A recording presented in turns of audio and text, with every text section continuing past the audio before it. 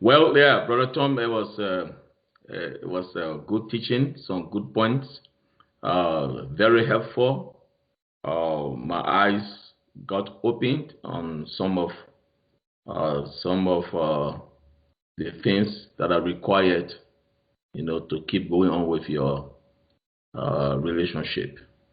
And I have some questions, uh, from these points. And after that, we will still go over to talk about uh, some other stuff, some other deep things. But when you were talking, some questions came to my mind from each point. Mhm. So now I will ask you so that we can try to discuss them. Yeah. Yeah. Uh,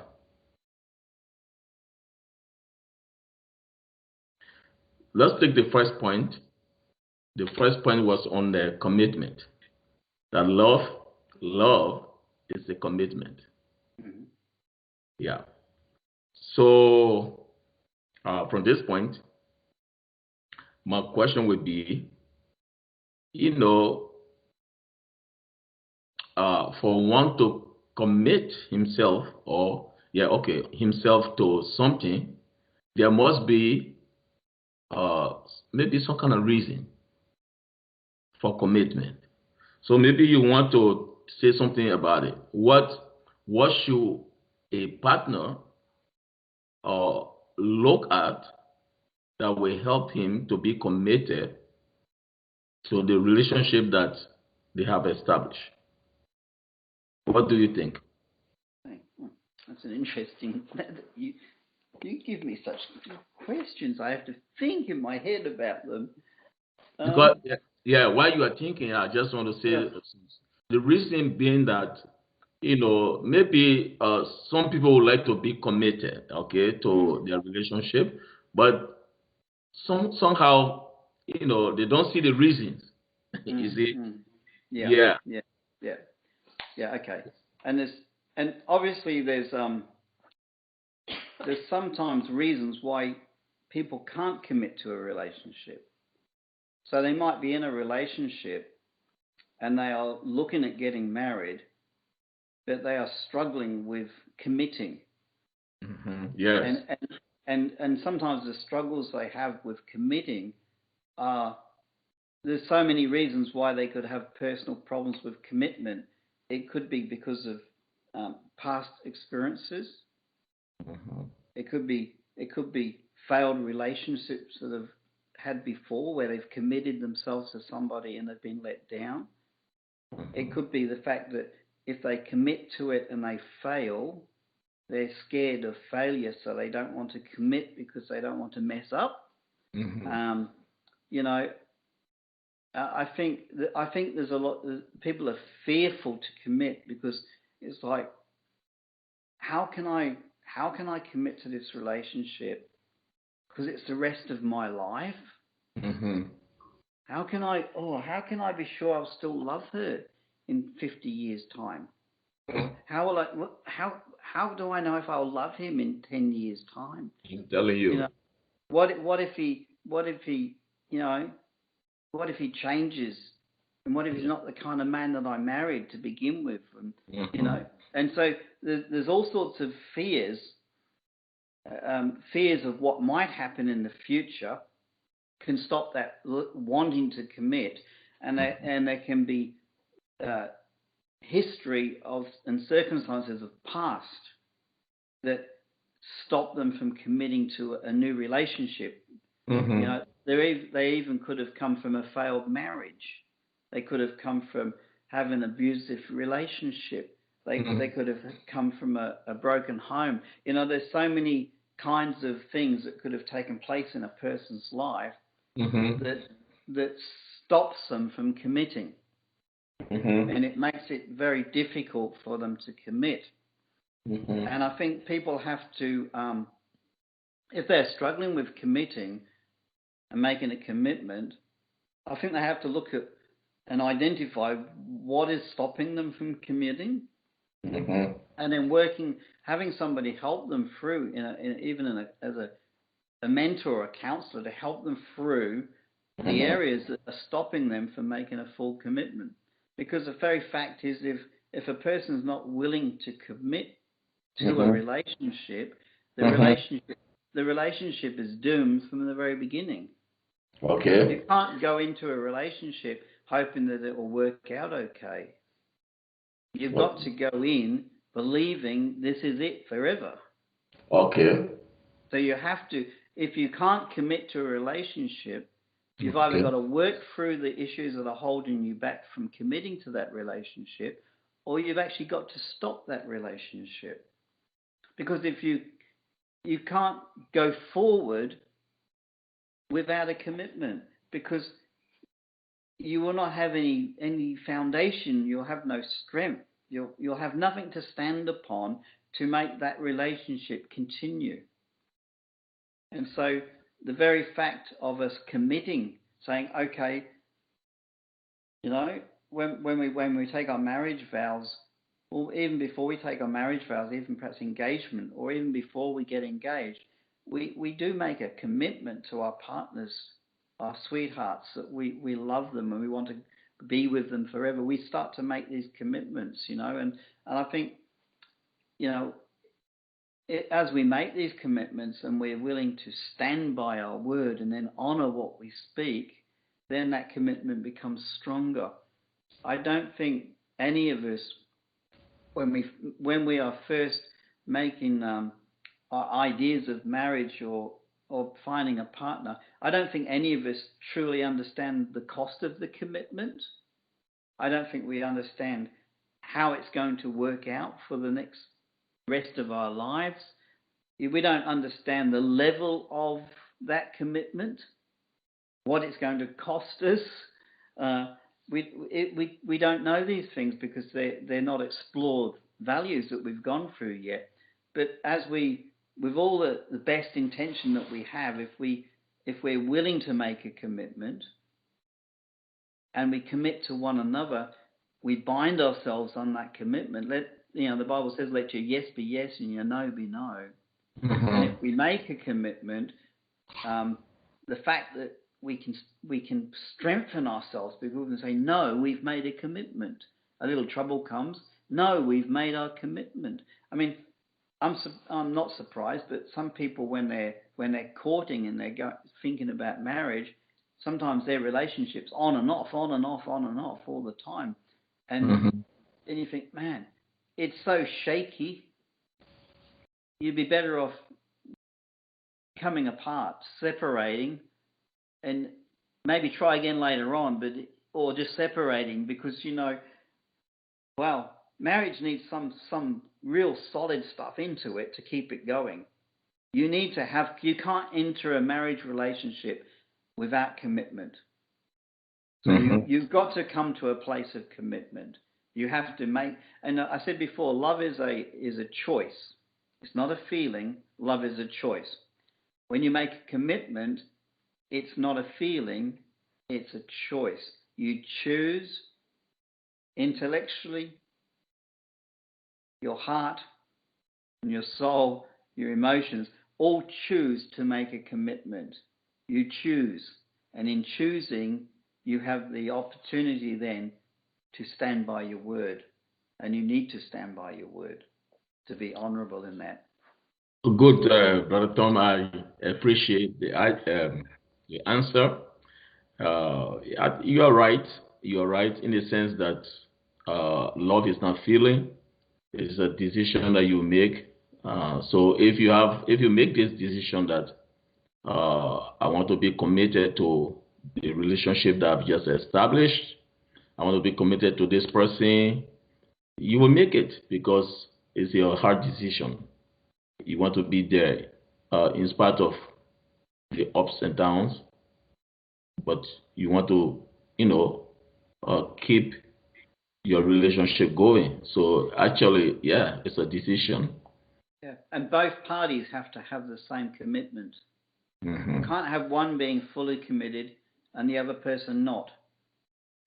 Yes, I understand, but I also saw that when you were speaking about commitment, I saw that maybe if even I was thinking when you were talking, I was thinking, suppose one of the partners is trying to be very, very committed, but the other person is slack.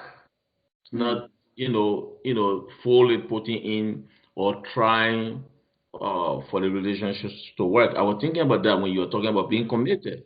So I was also considering the other side. But then it came to me that the one that has decided to be committed should just continue to be committed in spite of what the other person is doing. Because this Bible verse came to me where Paul, by the Holy Spirit, wrote that if an unbeliever wants to stay with you, an unbeliever wife, believing wife or husband wants to stay with you, you keep the person. But if the person doesn't want to stay with you, they are free to go. So I was thinking, if you have decided to be committed, you just continue to be committed. And this other person that is slack and wants to leave or something, well, that would be the person will be the cause of everything now that that you feel separated, or so. But you have decided and you continue to be committed. Yes, it's true. That's what I was thinking. Yes. Because your decision to be committed shows that you are in love, because love forgives all that you said from 1 Corinthians 13. Yes, that's right. Well, you have to have some kind of commitment, because if both of you weren't able to commit, you can't even have a relationship, because you've got to have some level of commitment to enter in. Obviously, there's different levels of commitment, and like you said, one partner could put more commitment than somebody else, and sometimes it's only because the other person has to learn how to be committed, or start to, go for a bit of a journey on learning what commitment means and the responsibility. And sometimes, a lot of times people don't get counsel or teaching about how to have a proper relationship with a person, and what is commitment, what does it mean, what does it look like, and so people can struggle. They might see their parents, and that's a bad example, so they might not know what commitment is. Some people can't commit to life in general. They can't commit to a job, or can't commit to lots of things, can't commit to even honouring their word. The people that constantly say something that lets you down. There's people that can't commit to just life in general. And so then they have to learn what it means to be committed. And in relationships, again, it's a learning process. So some person could commit quickly, another person, it may take a while for them to reach the same level. But you've got to have a good, balanced, strong commitment to enter into marriage, that's for sure. By the time you get to marriage, that commitment's got to be in both hearts. You go to the altar and you make a vow to God saying you will love your spouse till death do us part, So you have to have the same level of commitment by then, or at least saying, God help me, I commit, but God help me, Because I think, again, all of us are learning. You learn all the way through marriage. All the time you're married, you are learning. And as your marriage continues, there's so many stages of your marriage life that it's different all the time, and you don't know what it's like, because you haven't been there before. I've never been 65 years old before in a marriage, and now I am. So that's going to be different to 40 years ago. So we're learning all the time. Okay, Brother Tom, good. Now, still talking about commitment. Let's say that two persons met each other and got married, and everything is going smoothly. They are enjoying each other, enjoying relationship, and everything going smoothly, just okay. But then, as time goes on, something begins to happen, and we all, people do change. Yeah. Yes. And then one of the, partners, maybe something is happening. Maybe it could be sickness, illness, and the illness brings some changes, emotional or whatsoever, and then the person also change their behavior, in a relationship. Maybe they are more slow, weak, or anything. So what should the other partner look at to keep his commitment to to the relationship or to that person when everything is going on negative? Yeah. Yeah. Well, I mean, what you're saying there and describing, I think could probably happen in every marriage. That's something, not to such a big degree at times, but nearly in every marriage there's going to be times in a marriage where the person is not like you want them to be. Yeah. For whatever reason, Yeah. But I think you have to come back to the you have to really come back to why you made that commitment in the first place, and how strongly you believe that commitment, and then knowing, like I said last time we talked, you've made that commitment to God as well, and really, if you said you loved that person, then this is when love is expressed. Okay. See, when you're in the perfect place in marriage and you're enjoying it and it's all sweet, you're on in the honeymoon period of your marriage and it's all lovey-dovey kisses, that's love.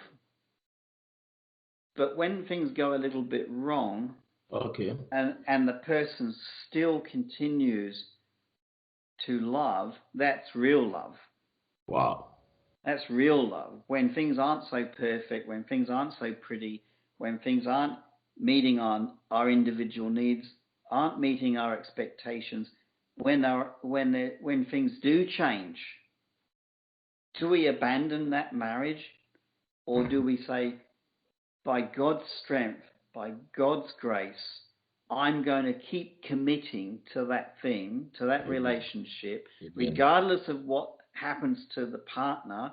I'm going to continue to stand and believe and press into God and love and commit, because that can turn the whole thing around.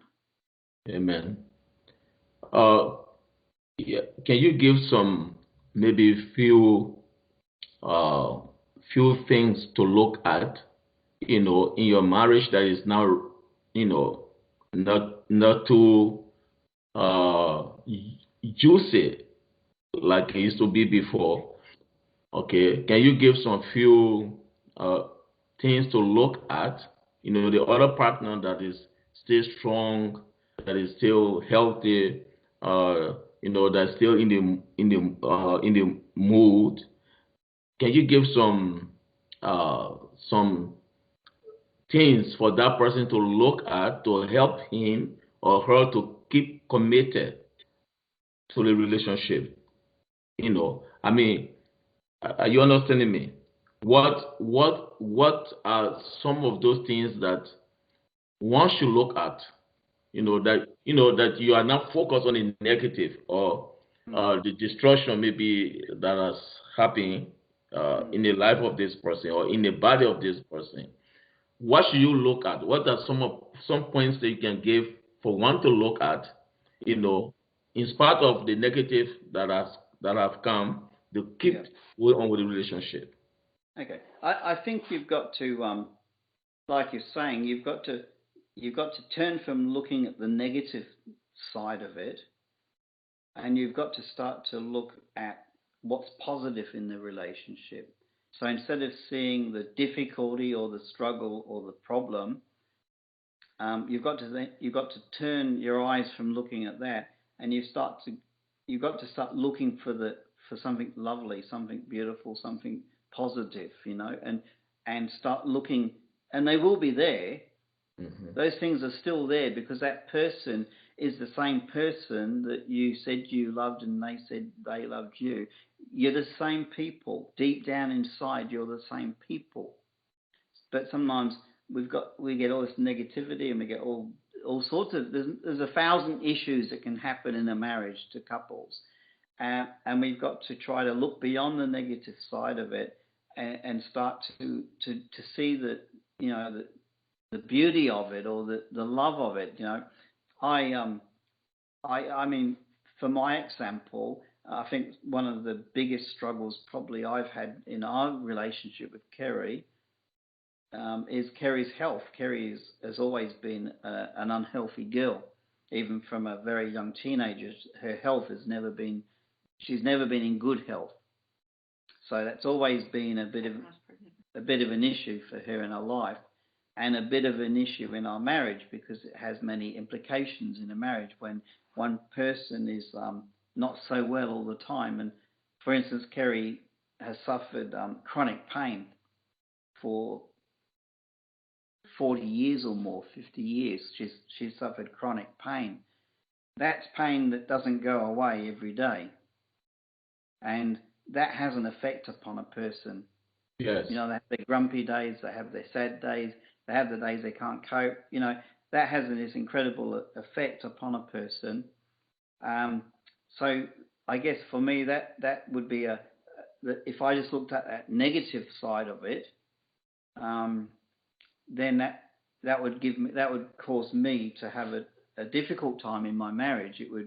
I'd be going, oh man, you know, I've got an invalid. I'm looking after an invalid. You know, she's not the girl I married when she was a young teenager. You know, like, you know, there's so much we can't do, or you know, different things take place, and it's difficult. Kerry has some difficult situations that she has to face, and it puts kind of that pressure onto the situation. And if you just focused on that side of it, then it would start to break that relationship. It would definitely start to break that relationship. So how do I personally deal with this? Mm-hmm. One thing I tell myself, which I'm not so great at doing, Mm-hmm. is I try to understand her more. Wow. Because I don't get sick. I rarely ever get sick.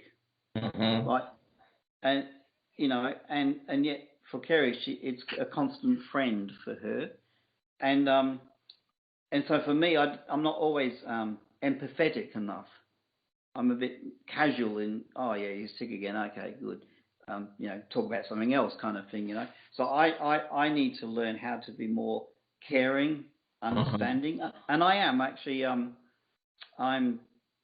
I'm very domesticated in our relationship in the household. You know, I love cooking, and I don't mind doing housework. And you know, I if Kerry needs me to do something for her that she can't manage, I'm easily able to take over and do it. You know, and so I don't have an issue with that. It's something I've always done, and I think for me, it's a matter of trying to show care and love and kindness when she's not feeling so well, instead of getting annoyed and frustrated with it. I need to be guarding what I'm saying or thinking.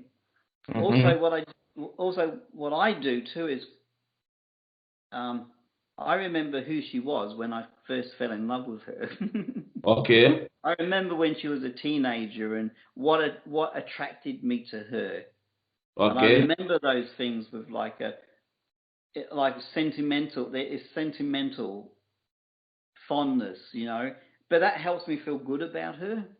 Okay. Because I remember falling in love with her, and I remind myself how I used to go to visit her, and how I wanted to visit, and what attracted me to her, and who she was as a person, and her character and her attributes. You know, I start to remind myself of who she is as a person inside, and not just look at the outward negative kind of situations that we have to work through sometimes.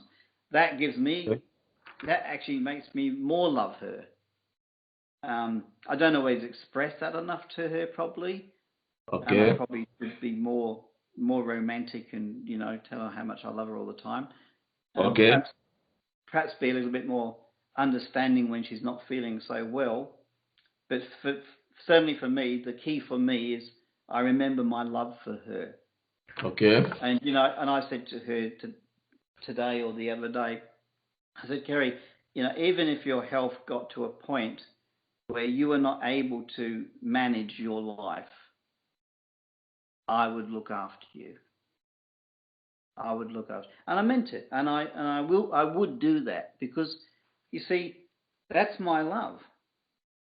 Love is not just all the honeymoon stuff. Love is when we really care, when we really want to help, when we're willing to do whatever it takes. And so, and I'm there. I'm at that place. I will do anything for Kerry, whatever she needs, whatever she wants, and she can relax in that, knowing that as we get old and fuddy duddy, and that I'll be there for her. I'll be Amen. looking after her. I'll be caring for her. Amen. I'll be loving her, and as I do that for her, I know she'll do that for me. I know she will. And that's the strength and the beauty. But that's how you can change the negative into positive. Yeah. That's what you need to do. Mm. Good. Brother, oh, good. Okay. Yes, Brother Tom, and on your part, if you do that, that means you have switched from human love to God's love, because it's altogether a different level of love. Yeah, it's a deeper level. Yeah. So that means that's going to be a kind of a divine growth for you. Yeah. You are operating from that kind of love that Christ operated from when he came to save us, even though we were nothing. That's right. Yeah. So then that's because people that throw people away are those people that will never reach that level of love. They'll never find that. Yeah. Yeah. And they would never come to know the beauty of that, that level of love. But in me expressing that to you tonight, by just speaking about these things, I can feel the strength of mine and Kerry's relationship. It's such a strengthening when you can say that and really mean it. You can feel the strength. It's amazing how you think, wow. We can do anything. We can get anywhere. We can do anything. Wow.